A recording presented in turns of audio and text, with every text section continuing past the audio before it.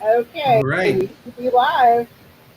All right. Good evening, everybody. And I don't know if everybody can see our pictures, but if you can, then you'll know. I don't know. We don't know who that Ken is. Anyway, it's very good to be back. It's been a long time since I've been with you guys. So appreciate you guys. Not only you didn't hold down the fort, you built a new fort. You guys did great. So thank you for that. Um, Now, Melanie, I don't know how we know how many people are listening. Do we know that?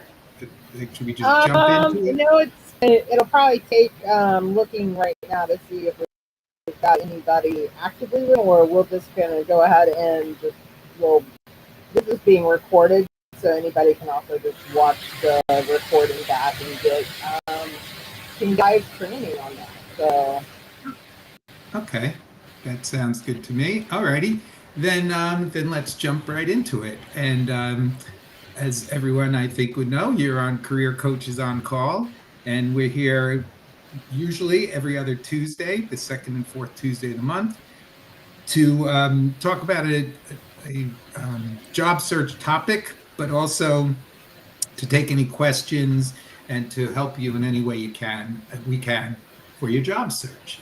And tonight we're going to concentrate on specific interview questions and answers, and each of us are going to take a shot at answering a different question. But also, those of you in the audience, if there's a specific interview question that you struggle with or you would like to hear another perspective of on, I guess you could put it in the chat, correct, Melanie?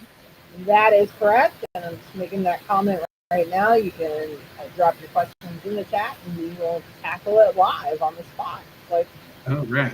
just like Excellent. we're being interviewed, as long as Alan has to go first. All right. We will get it done. I'm sure we'll do fine.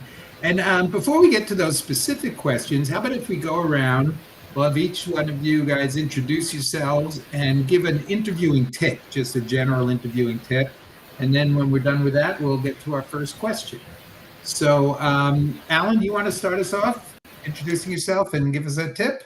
Yeah, absolutely. Hi, everybody. I'm Alan Kirshner. I'm a career coach based in New Jersey. I help people with job search strategies, interview prep, LinkedIn profile optimization, and resumes. And the key to interviewing, in my opinion, is that you need to be prepared.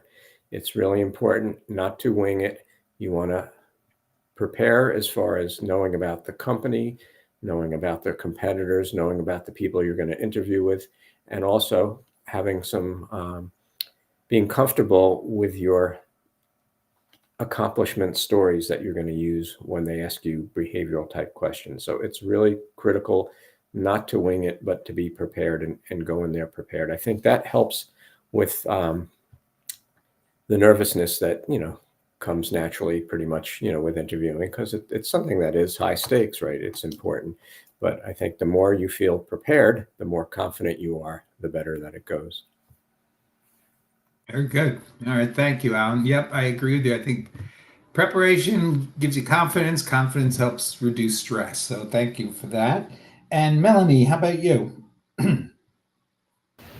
Yeah, so for those that don't know who I am, my name is Melanie Mitchell Wexler. I'm a career coach as well as a LinkedIn strategist, and I was also a former recruiter, so I recruited for 20 years in many different industries, all throughout the United States. I'm based in Baltimore, Maryland right now, and one of the biggest things that kind of going off of what Alan said, preparation is key when it comes to interviewing. Even if you have not landed that interview yet, you should be preparing for that interview. And in fact, probably can give you 90% of the questions that you're going to be asked at any given time, whether it's a phone from a phone screen all the way up through a panel interview. You should be thinking about how to respond, and like Alan said as well, building up that confidence so that when you do land those interviews, you are already prepared and ahead of the curve. So that is a big. There's a lot of preparation that goes into interviews, and gathering what I call your career stories. That's a huge thing. In fact, I include, whether it's electronic or if you love real paper. My kids make fun of me because I still print. I have a lot of paper Um, so, even having a notebook of your career stories, things that you can reference, a great tool to be able to use, and also for informational interviews and not, and other networking opportunities as well. Great. Thanks, Melanie. And I love that idea of even if you don't have an interview set up to be doing that stuff, because I think there's so many benefits. One, obviously, it gives you more time to practice and get good at those answers. But B, job searching, we know can be pretty negative and can really work on your ego and your confidence. And when you put together your interview answers, you're kind of reminding yourself of how good you are and the accomplishments you've had. And hopefully that serves to rebuild your confidence so that you can go into a job interview feeling strong and good about yourself. So great suggestion, Melanie. Thank you. And Sharla. Yeah, I am so happy to be here and to be back with you again, Ken. And Thanks. I'm a career coach and resume writer, LinkedIn profile writer who helps people land strong six-figure jobs through strategic differentiation and interview excellence. So this is a perfect topic. I could talk all day about interviewing. I was speaking with my friend Patrick in Australia about interview advice, and we agreed that you don't want to walk into the interview ready to impress and risk being perceived as arrogant. There's a fine line between assertiveness and arrogance. So what you want to do is to walk into that interview ready to connect.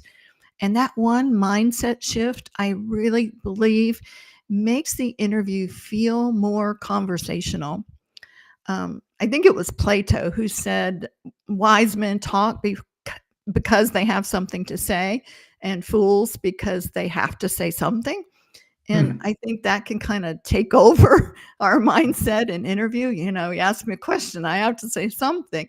But what you want to do is, to really speak in a manner that allows the interviewer to really visualize what you're describing through strategic storytelling.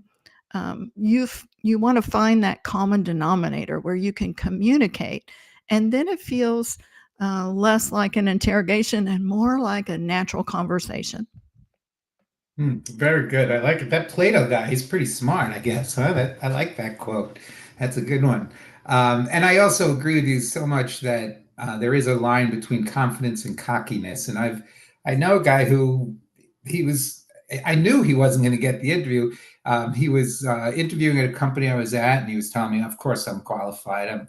I'm going to get this role. And he just was so cocky about it. And ultimately, he did not get the role because they saw that. So I think your suggestion to check yourself before going in, I think, is a great one, Sharla. So thank you for that.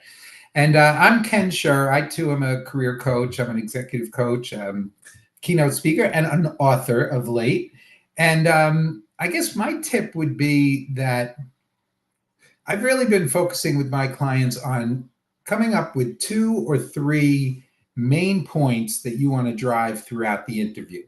So, for example, I have a client who's in HR, and for him, he feels like he's excellent at improving the employee experience. He's very comfortable and good at dealing with HRIS, the HR information system, and he also is really good at partnering with leadership to help drive the business. That's the umbrella of his interview and preparation.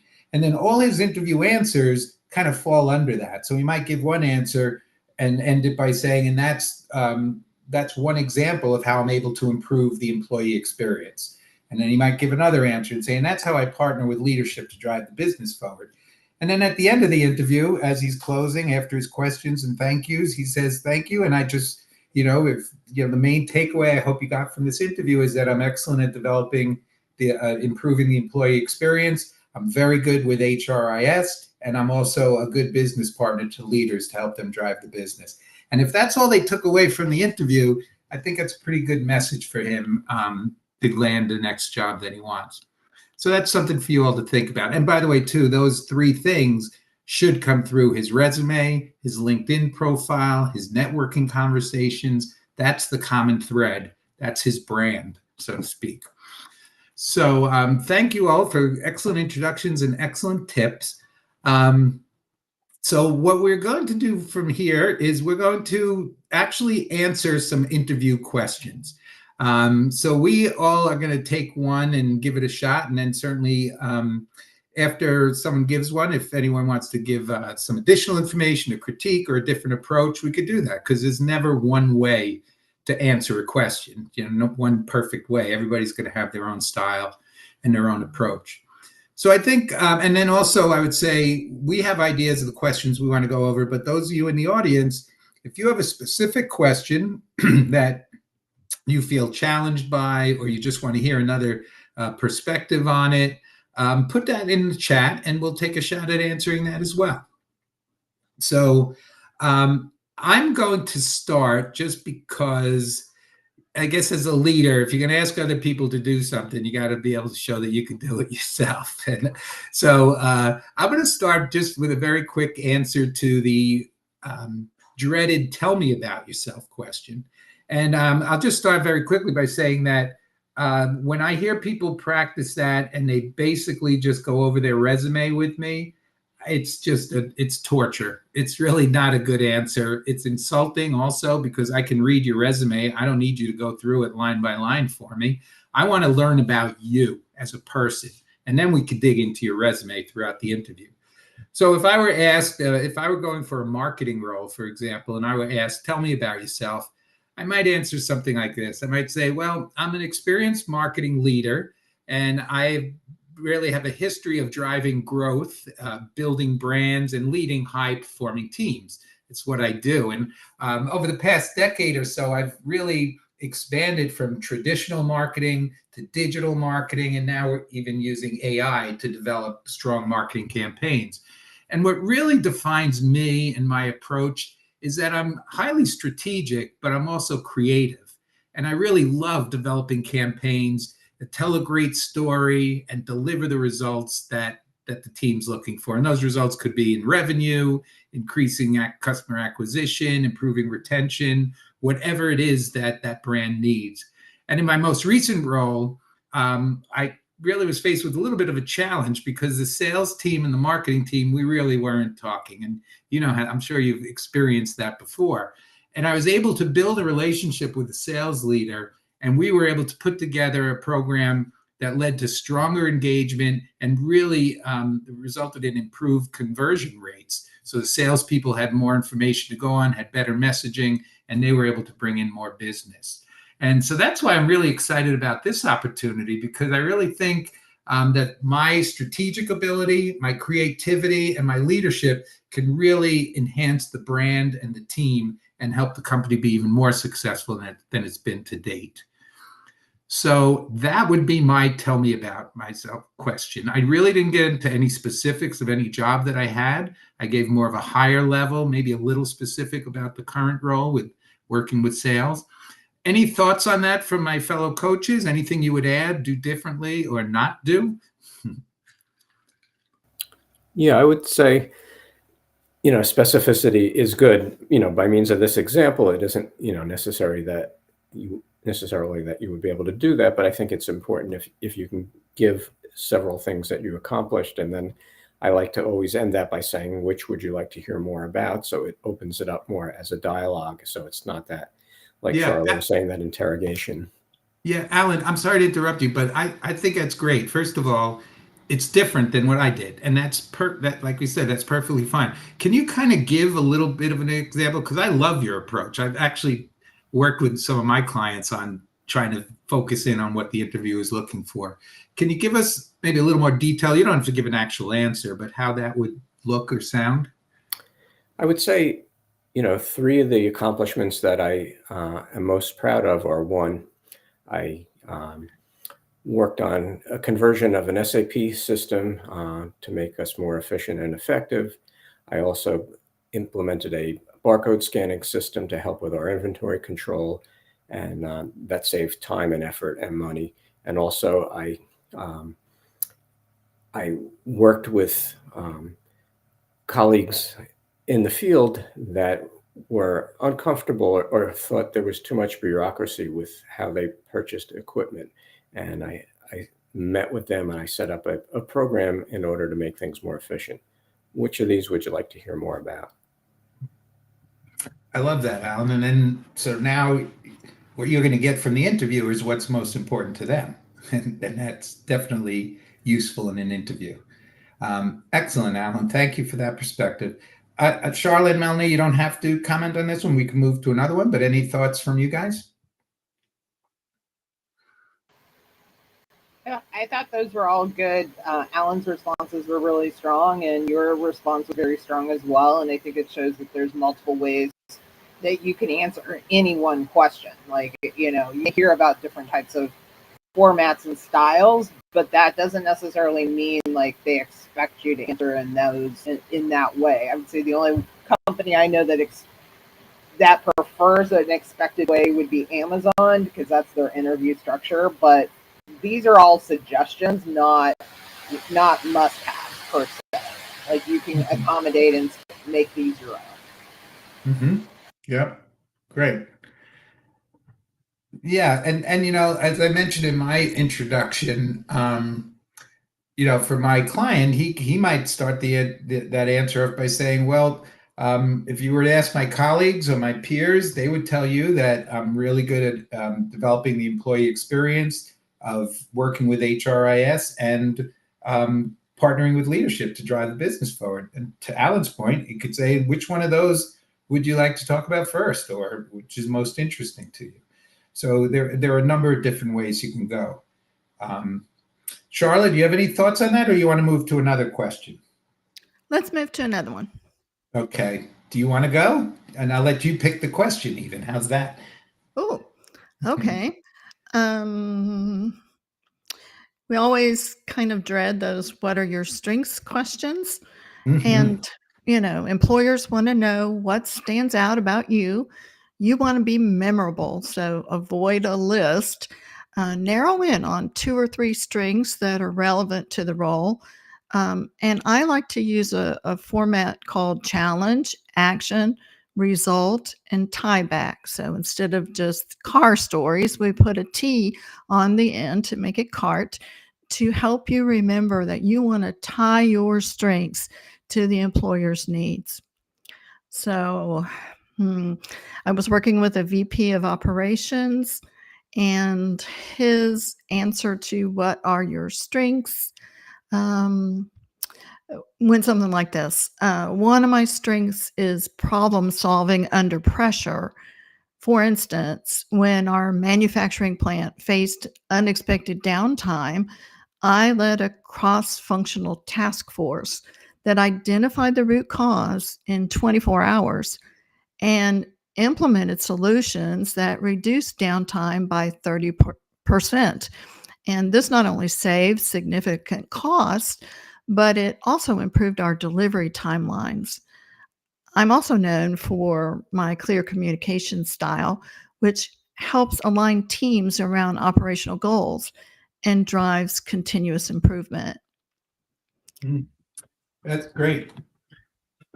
Okay. I didn't need to cut you off. Were you finished with that? Yeah. I thought you just wanted us to give, you want to keep it to, short, 90 seconds to 2 minutes tops. Yeah. And the only thing I would add is, if you don't know what your strengths are, invest, I think it's $40 to take, or maybe it's even only $30 to take a Clifton Strengths top 5, Strengths Finder test, and let them tell you what your greatest strengths are. Mm-hmm. That's great advice. And that was a really good answer, by the way, that interview answer. And I just want to contrast it with an answer that a lot of people give that I would have heard. Now, the first part of that answer, Sharla, you were talking about identifying problems, being fast at problem solving. Is that generally what you said? Yeah, problem solving under pressure. So he's just like Alan, one of these cool, calm people that, just logically thinks through things, finds the root cause, and, and then rallies those team around a common cause. Right. So I think that was one of his greatest strengths.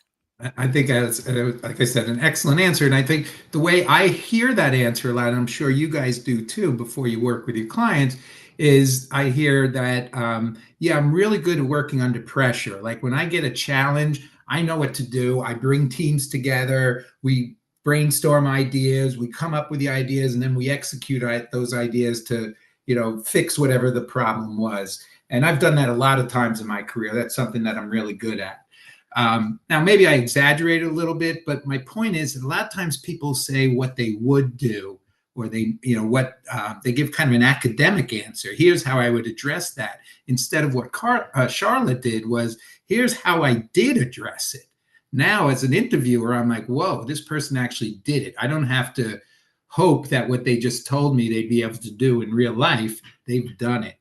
So that's why I think, Sharla, your answer was so good. It was very specific and really gave a good idea of how you would handle that situation, or your client would. So that was great. And I also like, but just one last thing too, Sharla, is the tie back. You call it a cart, and the T being tie back. With me, I do stars, the S being, so why am I telling you this? And I do think you always want to connect it to the job you're interviewing for. Don't leave it to chance that the interviewer will do that for you. So thank you, Sharla. How about you, Melanie? What interview question would you like to answer? Well, since John put a question in the chat, his was, do you have suggestions for what is your biggest failure question? So he was thinking to start by acknowledging responsibility for the failure and then to pivot to what you learned from the experience. So I thought I could just tackle that question for John. So Great. You're all right, Melanie. Okay, so I'm up. So how I would go with it on is very similar to what you are already thinking along those lines. Something like, my biggest failure happened early in my career. I took on a project I thought I could handle alone because I wanted to prove myself. I didn't ask for help. I didn't check in with my team enough, and the deadline slipped. Definitely one of the toughest moments, mostly because I knew it was avoidable, and simply it was painful, but I learned from that. Understanding trying to be the hero usually backfires. Since then, I'm very mindful of how I communicate early on with my team, setting clear expectations and making sure the right people are looped in. That shift has actually made me a stronger teammate and a better problem solver. That's great. That's a really good answer. There's so many good things about that. First of all, I like that you're able to say early in my career, because it does imply that was the past. Well, it doesn't imply, it says that was the past, and it led to a great conclusion about what you learned from it and how you now engage your teammates when you're working on a project. So again, a very good story to tell. I think, Alan and Sharla and Melanie, they've each told a story. It hasn't just been, giving some kind of answer without making it interesting. I mean, both of those are memorable stories, compelling stories. I think it's important too, especially like weaknesses or failures. You might be asked, for example, what is an area that you need improvement on? There's many forms of the same question. Taking ownership is really important. Taking responsibility for the actions that were involved. We've all had failures, and I know it can be intimidating to answer a question like that, and we all have weaknesses. So being authentic is really important in that moment, and showing that you've learned something also shows that you have that inner ability to kind of assess yourself and being able to understand how to continuously improve. That's the other aspect too that I think is really important. Anytime you have one of those questions that kind of falls into that bucket. Yes, great point. And you're right. I mean, to say I haven't had any failures, or I don't have any weaknesses, is just disingenuous. It's impossible, right? And again, when you show that you can learn from it, that's the kind of person I would want on my team. Someone that's acknowledges or is willing to admit when they fail, but also learns from it and grows from it. So very good. Thank you, Melanie. Alan, do you want to pick a question and give an answer? Yeah, just wanted to make one comment about what Melanie had said. I think it's, with that question, or, what's your weakness, I like the idea of it's something in the past also that it was an issue before, not that it's a continuing issue. So I like the fact if you can bring up something from the past that used to be an issue, or that, that failure, or, that thing that didn't work out was earlier in your career, and this is how you learned from it and how you grew from it. So again, you don't want to spend so much time on what happened. I think you want to devote more of the time on what the lesson learned was. So it's important to show who you are as a person, that you grow, you expand, you learn from things that were mistakes too. So it's just like if you had the question about why did you leave the company, or you don't want to and even if it's a situation where you were terminated for some reason, you don't want to spend a lot of time on what happened. You want to spend more time on why your experience is useful and helpful. So, things that don't work to your benefit, I guess it's sort of like a high level thing. Things that don't work to your benefit, you don't want to spend so much time about talking about them. You want to talk about how you moved on, how you grew, how you expanded. So that would be sort of my comment about what Melanie had said in the weakness question. Yeah, and Alan, and I think that's a really great point to emphasize, because I think the more you try to explain something, the more it seems like there's a problem there. So I think you're exactly right. You kind of hit it and then quit it and move on to what you learned. Great advice. As far as the question goes, I would say, why should I hire you? If the manager or the hiring manager is asking that, and you want to really tie it back to what they're looking for, what you've done in your past. And again, by using one of those accomplishment stories to show how you've done something in the past that's going to be helpful and important to them in the future. So again, it's having a list of those accomplishment stories and coming up with the one that fits into that question about why what I've done in the past will allow me to help you with your specific problem. So it's really, really tying back and thinking about it from the perspective of what this organization, what this hiring manager needs, what their pain point is, and how you're going to be the best one to solve it because you've done this in the past. You have experience doing that. So I think using an example that's very specific to what they're looking for is really, really helpful. Yeah, and I agree. And I think, again, when you have that answer, you give that answer, you want to tie it back to the job, make sure you connect it for them. Is there anything specifically that you would say, how you might verbalize that, Alan? I would say I noticed by looking at the job requisition that this is very important to your organization. Let me give you an example in my last role of how I had a similar situation that happened and what I did to resolve it or to accomplish what the goal was. So I think I would try to show that you understand what their issues and what their pain point is, and specifically target one that looks like it's really critical and important to them. When you look over the job description, they may say it several times or in different ways. So that's where it's helpful. One, if you have some internal intelligence, somebody who works there or somebody that knows that company, or just if you don't, to try to interpret what you see there and come up with that specific example. And you can even ask them, based on what I read in the job requisition, it sounds like this is something that's really an issue or is really critical to the business. Is that correct?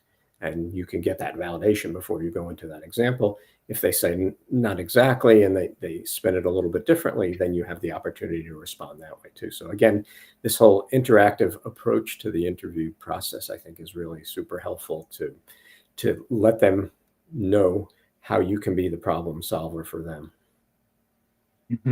Okay, good. All right. Thank you, Alan. Yeah, I think, again, bringing in real world situations, that's what each one of us has done. None of us have just referenced oh, I would do this or I would do that. So I think it's important to be very specific about what you've done to show the interviewer what you can do for them. And just a reminder to the audience, this is Career Coaches on Call. If you have an interview question that you would like to hear, get different perspectives on, whether it's one you're challenged by, whether it's one you're doing pretty well, but you just want to hear somebody else give it as an answer to it, please put it in the chat. We're happy to do what we can with it. Melanie, has anyone else put any questions in the chat? No other questions yet. So, but I have asked, give us an interview question and we'll tackle it. So. All right. And folks, this is a great opportunity to really take your toughest interview challenge and get 2 or 3 perspectives or 4 perspectives on it. So take advantage of it. If you're listening, you might as well get something specifically out for yourself. I'll tackle a question about if maybe an interviewer might ask, well, tell me about a time when you made a mistake at work. How did you handle that? And it might be asked, what would you do if you realized you made a mistake at work? And maybe nobody else knew that, right? And I actually did have a situation like that when I was in marketing. So I might answer it that, one of the things we were trying to do in marketing was partner with different physicians to get them to utilize our product more. And there was one very large practice in Arizona that had a lot of influence in the area. So I, as a marketer, I reached out to the main person there, and we had some good conversations. And ultimately, we came to an agreement where we would provide them with product, and they would actually do a study about it and come back to us with the results of that study. But somehow it got a little convoluted. And I remember I actually, in the middle of the night, woke up, sat straight up in my bed, and I thought, oh my God, I am paying for prescriptions, which is very illegal in the medical world.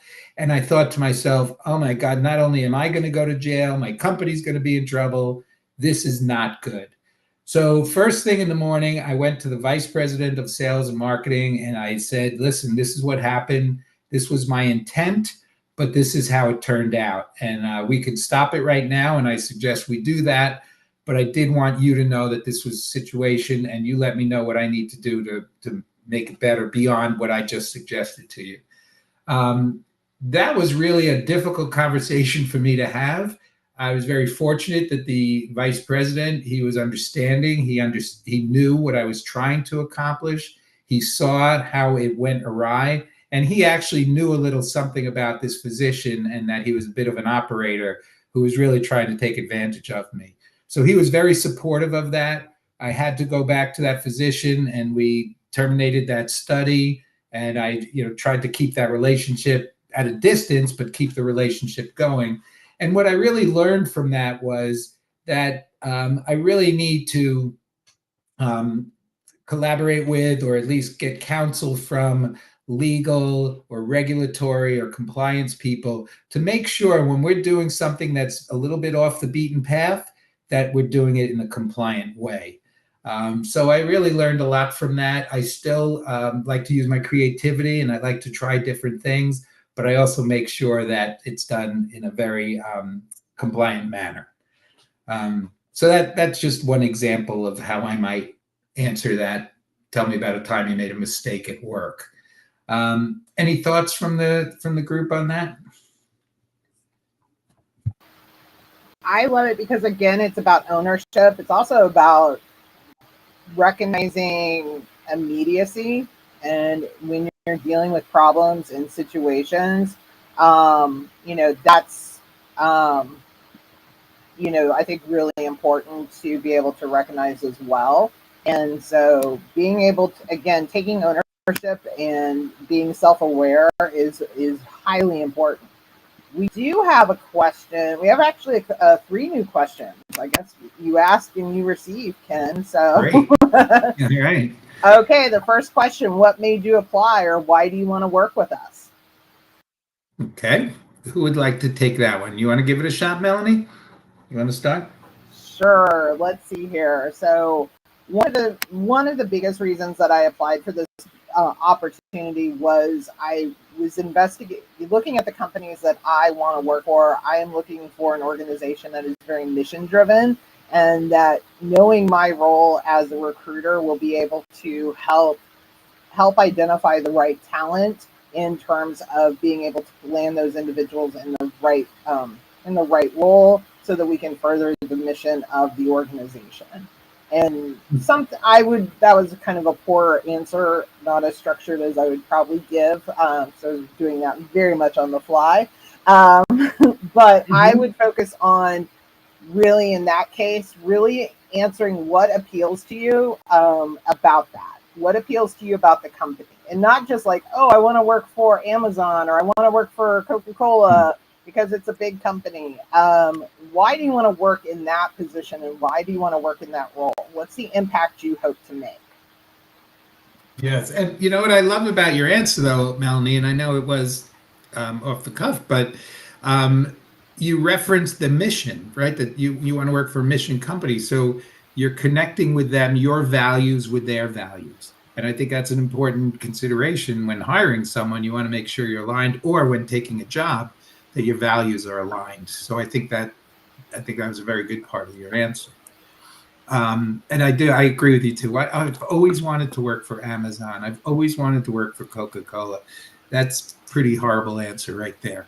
So, Sharla or Alan, do you have a approach you would like to take, or any comments on that? Yeah, I think Melanie did a great job off the cuff. I would add that you want to show that you've done your research.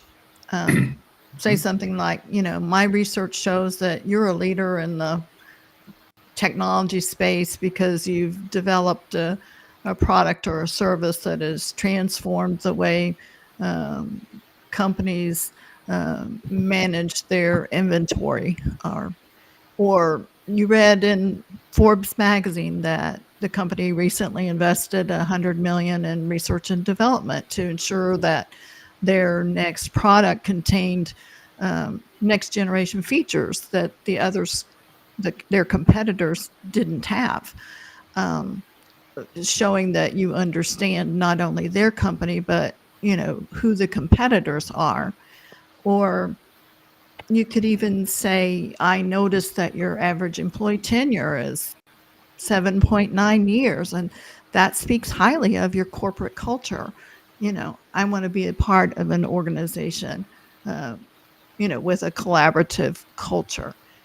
Anytime you can show that you've done research that goes deeper than what you can find out on the company's website,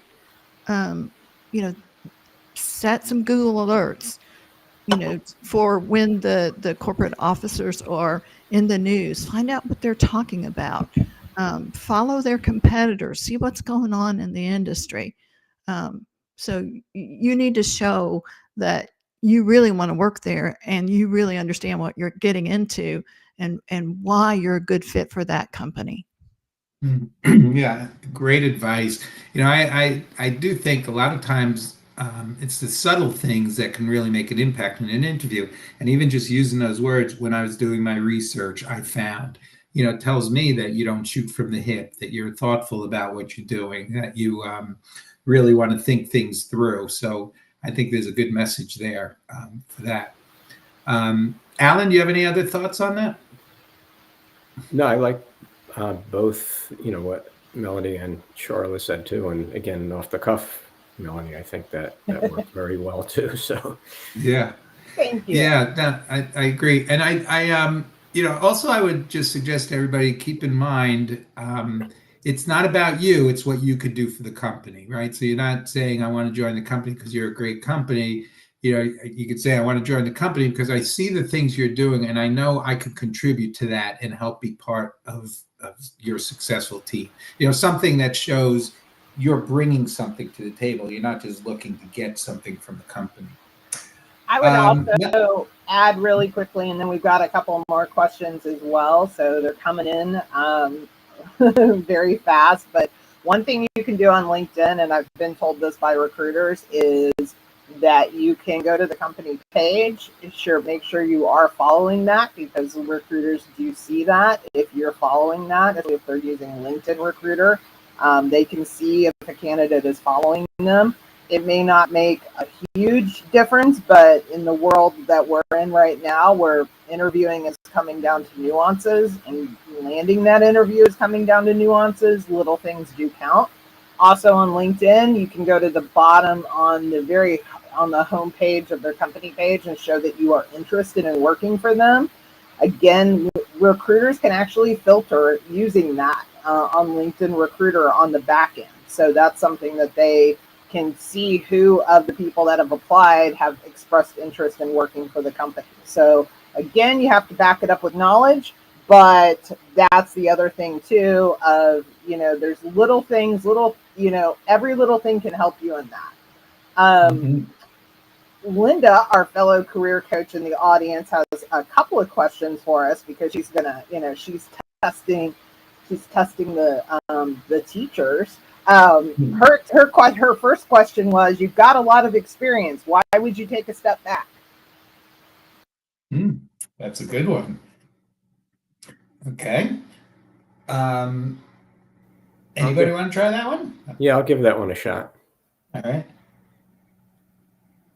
Typically, I mean, you want to be honest about it, but typically I think that's a question they ask, for a more senior employee. So, depending on how you feel about it, but basically you may be at a stage of your career. I'm at a stage of my career now where I don't feel like I still want to be managing people. I want to be more of an individual contributor. So I feel like with the experience that I bring to the table and my knowledge, I can still mentor and help some of the people who have less time and experience than I do. But I would rather spend my time being an individual contributor. And I'm at that phase of my career where I'm able to do that. Okay, good. I like it. Anybody else? Sometimes I think that question could also come in as, aren't you overqualified for the role? And I think that whether it's that question or another one, if it's an ambiguous question, meaning you're not sure what they're asking, you got to ask for clarification. So I think Alan's answer was great. If you are asked, tell me, aren't you overqualified? I would ask, what do you mean by that? Because it could mean you're overpaid, you're going to be paid, you get paid too much, you're going to get bored, you want my job, you're just taking the job till you find something else. There are a number of different reasons why they might ask that question. So you want to make sure you're answering the right question. So I think that's very important as well. Any other approaches that Sharla or Melanie, you would take to that answer? To the question of why would you want to step back to this role? I got that question a lot when I put myself in the job market in 2017. People would say to me, you were a managing director, you were managing $1 million branch, you had a staff of 5. Why are you just applying for a recruiter role? And, I knew what the concern was, that I expected more, or I was maybe going to be bored, that I wouldn't have say in how things were run. And I was very honest. Honestly, I was, and I did acknowledge the fact it can also look like I, for some reason, didn't want the extra responsibility, which honestly was the truth at that particular time.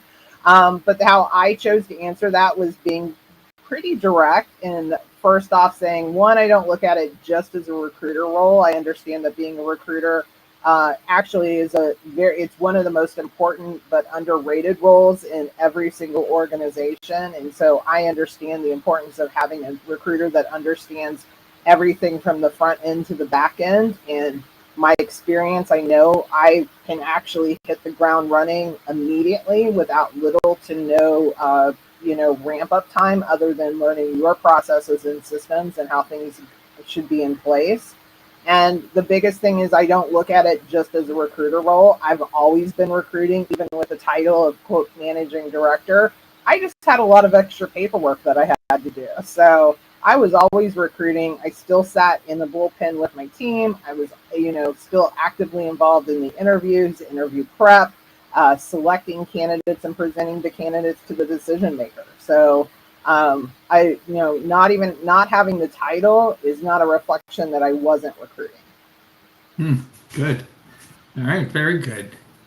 And a lot of power in that answer too. Very confident and very, again, very clear explanation of that. So very good. What other questions you got for us, Melanie? Maybe Sharla. This one's for Sharla. Okay, Sharla, how do you suggest someone answer the question about specific experience they don't have? Thank you again. We can thank Linda, our fellow career coach, for that question. Okay. I actually had a client who she wasn't totally recent graduate. She may have had a year and a half of work experience under her belt. And they asked her a question similar to that. And she said, if I don't know the answer to that, but here's my thought process. Here's where I would go to find the information, and because they liked her answer, she was hired on the spot. So don't think that you have to know the answer to every question. They're also looking for honesty. So if they ask you a question and you don't have any experience with that, you need to be honest and say, I don't, have any direct experience with that, but this is how I would find out. I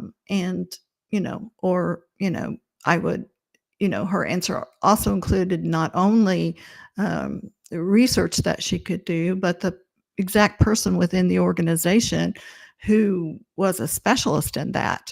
And so she gave an answer that not only showed the research she would do, but also that she would reach out to this particular individual and ask for their advice.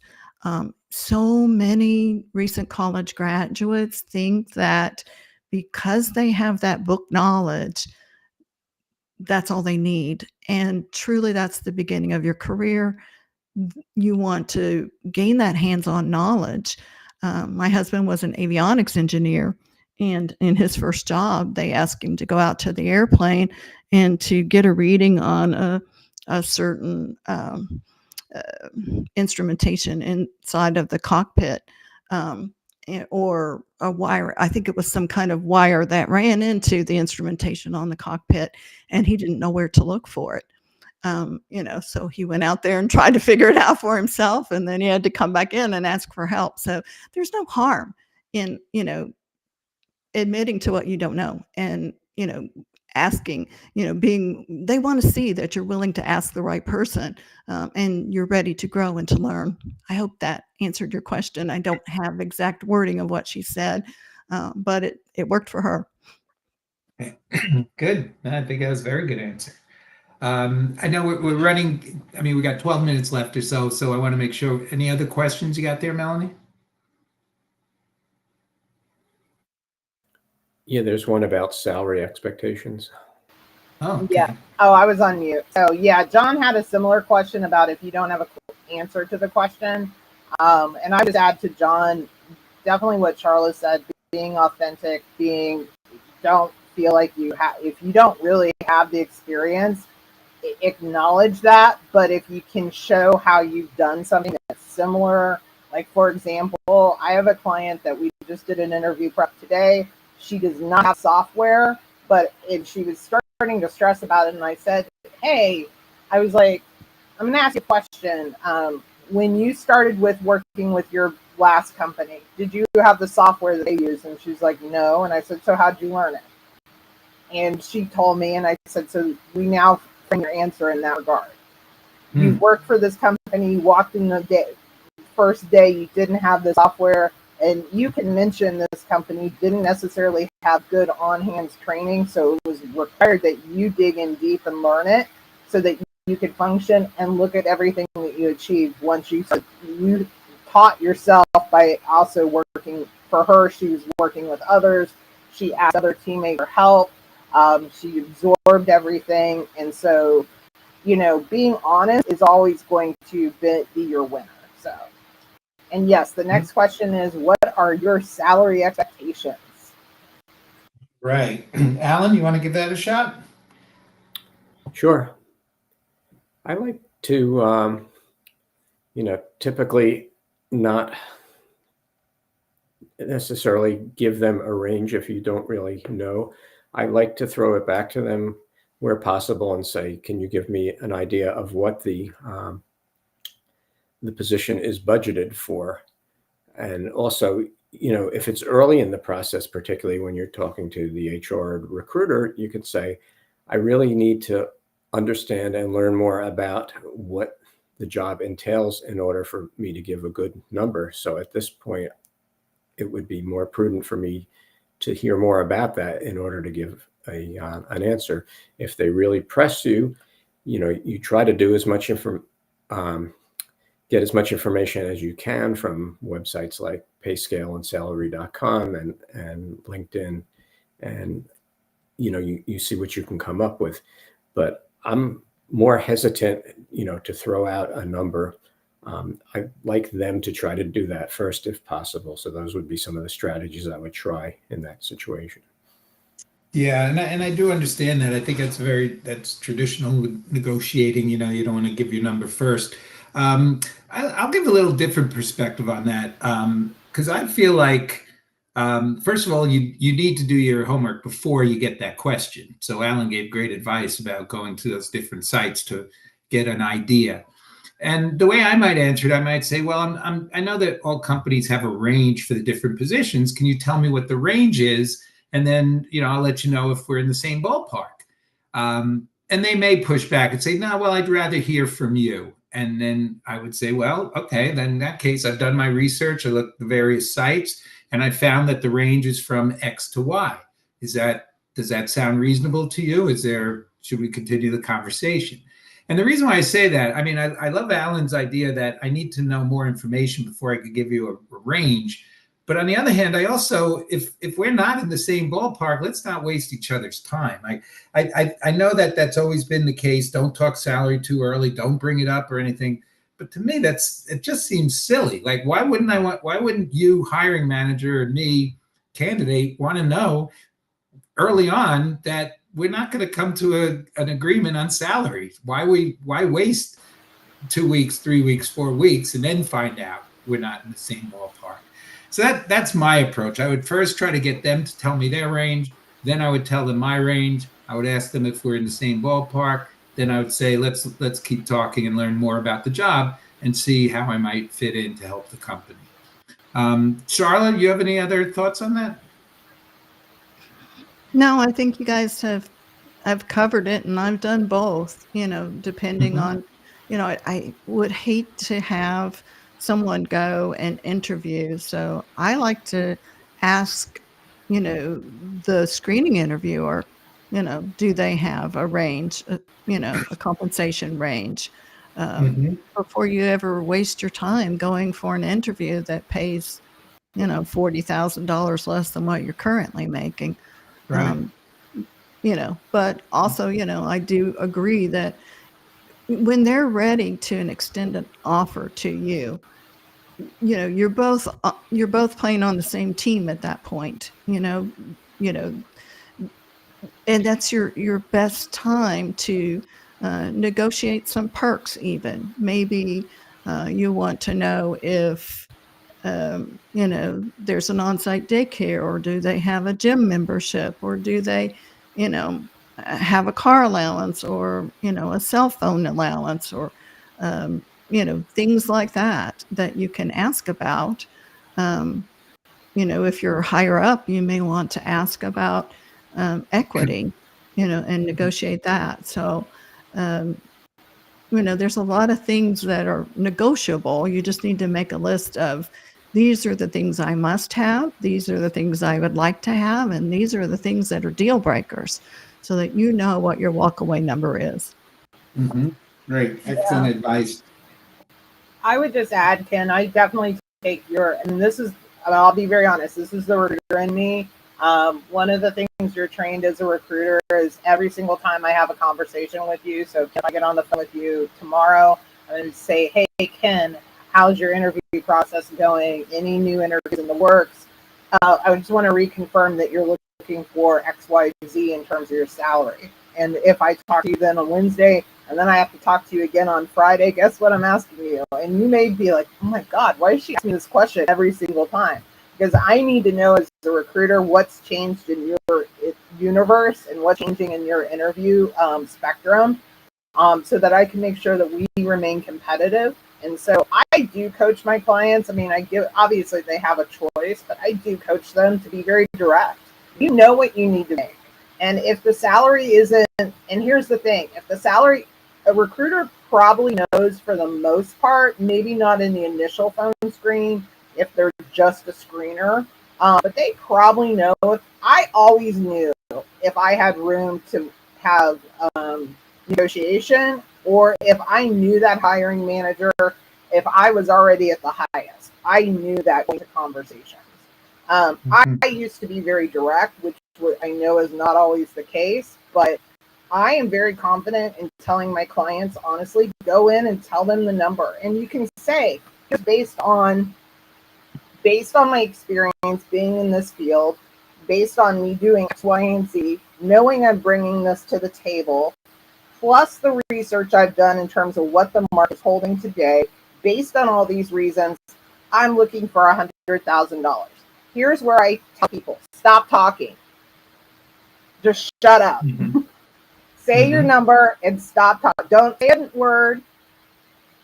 You may sit there in silence. That's okay. It's going to be awkward. Don't say a word. Because this is where confidence comes in. Of like, you have to have proof of why you're asking for a number. You can't just be like, well, I want to make $1 million. I mean, well, so do all of us, but we got to back it up.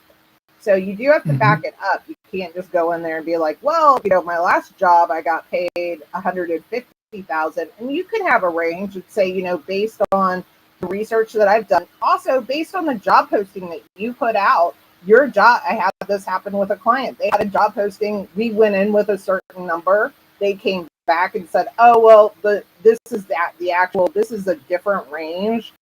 We've since learned why there's a different range. My candidate chose to continue to interview because he hasn't interviewed for a while. And so he's wanting to practice, and was like, okay, we can do that. And come to find out, they're actually interviewing for multiple layer positions. So we're kind of waiting to see where they would end up with him. So it's okay to say where you're at. And if they don't push back on it, that usually means there's room to negotiate. So Melanie, if you give a specific number, like 100,000, you're saying you could still negotiate from there, and then when the job offer comes? Yeah, I would suggest going in, don't necessarily go in at your highest of highs, but don't go in at your lowest of lows either. What is the number that is, what is a realistic number? Now, if you're expecting a $30,000 raise from one job to the next because you feel like you're entitled to it, you may get it, but you're not necessarily. Please understand that that's not how that works. Salaries are truly based on where you're at and where you've been. So that is being taken into account. Some companies will recognize that you've been underpaid and will correct that. Some companies look at it solely of where you've been. So be realistic when you do, and you can give a range. But make sure that range is something that if they came in at the lowest, that you would be happy with. And then not so high that they feel like they're being tapped out. You want a good negotiation for salary, in my opinion, is that everybody walks away feeling like everybody walks away feeling happy. Yeah. Because the worst thing you want to do is go, oh my God, I just accepted this and it's a crappy salary. Yeah, I agree with you. I think as a hiring manager too, I wanted the person who I was hiring to feel great about coming on board, because that's a lousy feeling when you accept a new role and you feel like I didn't negotiate well. I didn't get what I deserve.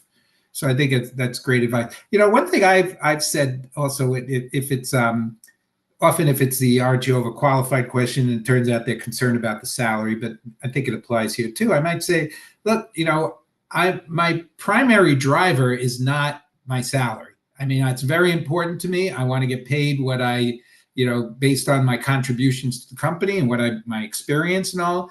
But I'm also looking at more than just the salary when I'm deciding what company I'm going with. So yes, let's talk salary, but also let's talk about some other things as well. And then that could get to talking about culture, could talk about benefits, could talk about it going in other directions as well. So I think that's just something to think about. So we're at the top of the hour. I think it was a great hour, by the way. Hopefully the audience, if you guys want to put something in the chat, you liked it, you didn't like it, we should do more of it, do less of it, let us know. And while you're doing that, let's go around and Sharla, can you give a final tip and tell people how they can get in touch with you? Sure. I wrote a post about this. I don't know if it was today or yesterday. I lose track. But really, you want to succeed in interviews, you want to decode what the hiring manager is really asking. You want to craft some compelling career stories that are relevant and memorable, that address the employer's needs, show how you fit, how you are the right fit. And then you want to practice until you're confident. You don't want to sound scripted. So those would be my 3 key takeaways for your goals. And I'm not a big fan of memorizing answers. I prefer for people to have talking points. Those are easier to remember. And as you mentioned, I think it was Ken, the rule of 3 is a great way, not only for you to remember your talking points, but for the interviewer to remember 3 things about you that really move the needle. So that group of 3 is very powerful. I'd love to connect on LinkedIn. That's usually the best way to get in touch with me. Or you can visit my website, writtenbyapro.com. I offer a package of 3 interview coaching sessions. One is strategy. The next 2 are mock interviews. The first one, I give you feedback after each answer. The last one is real-time simulated interview where I hold my critique until we've already been through a real-life simulation of an interview. And think about who you're interviewing with. Your responses to an HR manager might be very different from your responses to the technical manager or to the department director. So, you really have to think about who are you talking to? What do they want to know about me? Hope that helps. Great. Yes, very much so. Thank you, Sharla. And thanks for some really great contributions tonight. Melanie, you want to go next? Yeah, and please feel free, if we're not already connected, to connect with me. And the biggest thing I'm going to tell you is please breathe. I know that sounds a little strange. Take a deep breath. Give yourself some calming time the night before. Cut off all devices. Give yourself a cutoff time. Make sure you have, even if it's a virtual interview, your outfit picked out. And just take some deep breaths prior to your interview. If you don't know the answer immediately, pause. I promise you it's not a 5, it'll feel like it's minutes long, but it's really not. It's just going to be a few 30 seconds at most. Pause, take an internal deep breath, and that's just going to help your brain reset, especially if you get a little nervous. That's okay. And just to build that up. So definitely, that's my biggest piece of advice is just breathe.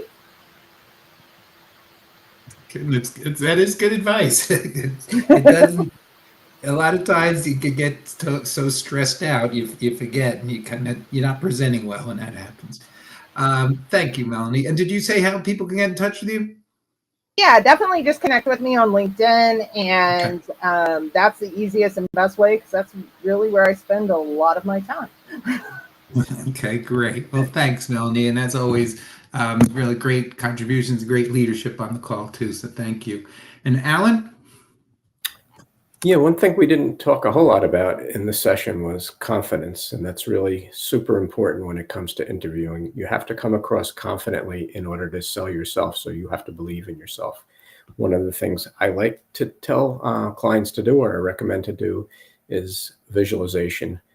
Picture that interview before you actually go on the interview. And the more you know about that, what that environment is going to be like, be it online or in person, visualize it and see yourself confidently in that interview process and answering those questions. And I think that can really help quite a bit.